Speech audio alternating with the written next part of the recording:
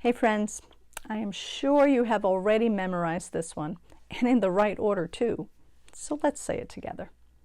He must increase, but I must decrease. So once we have sincerely been born again, we enter into this second calling, sanctification. I mean, this makes sense, doesn't it? Think about a baby who is newly born. He automatically enters into the process of growing older, right? So long as his parents feed him and nurture him, he's going to grow. That's life. Same idea here. Once we are born again, God starts urging us to grow up.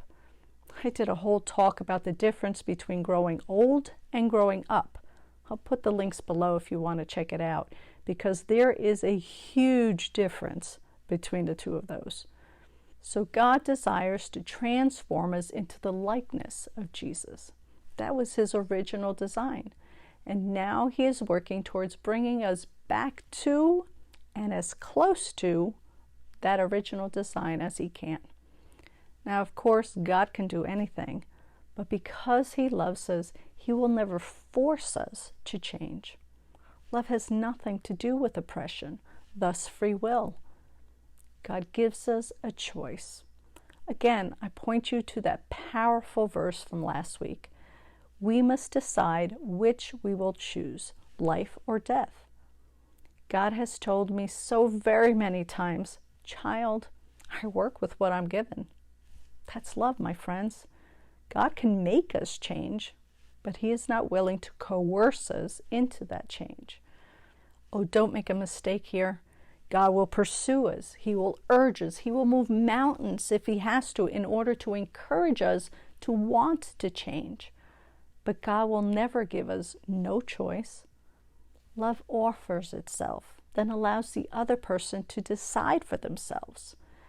And since God knows the depths of our hearts, he knows when, where, and how we will surrender and submit to his loving grace so that we can change. This is what he did for me. There in that dark, scary pediatric intensive care unit room, as my daughter fell into that first coma, with cancer still spreading within her, God knew I would finally come to the end of my stubborn, selfish self, and I would surrender myself into his waiting and loving arms. Sometimes this is what it takes to gain eternity. If you've never received Jesus as your Savior and Lord, won't you learn from me?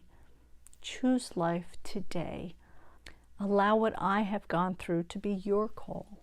If you do, you will make what Beckie went through so much more valuable. Thank you. We'll wrap it up tomorrow. See you then.